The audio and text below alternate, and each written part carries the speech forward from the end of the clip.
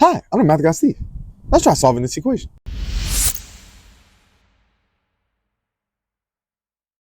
So when solving radical equations, we want to isolate the radical and then raise both sides to some power, okay? So here, we have the radical already on a side by itself. So now, to get rid of the square root, we square both sides of this equation, okay?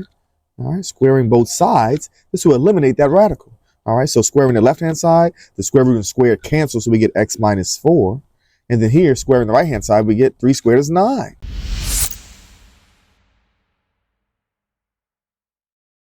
Now it's just a linear equation, a lot easier to solve. So if I add 4 to both sides, we get x equals 13, all right?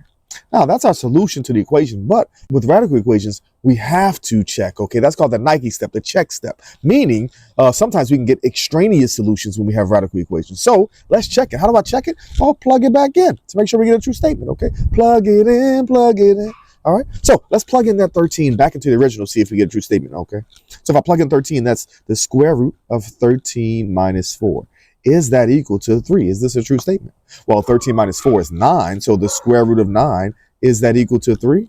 Well, yeah, square root of 9 is 3, so 3 equals 3, okay? So it checks, okay? When we have radical equations, isolate the radical, raise both sides to some power, and then solve from there. But don't forget that Nike step, that check step, okay? Always remember, it's everywhere.